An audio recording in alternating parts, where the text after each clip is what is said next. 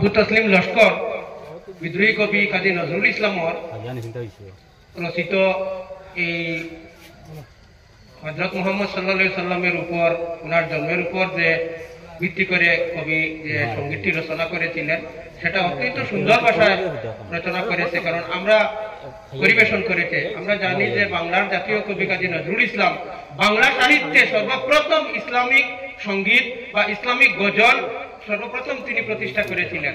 তো আমাদের এই গ্রামের ছেলে অত অল্প বয়সী খুব সুন্দরভাবে রচনা করেছে। আমি ওর মনোবল বা উৎসাহের জন্য ওকে একটা পুরস্কৃত করতে চাই।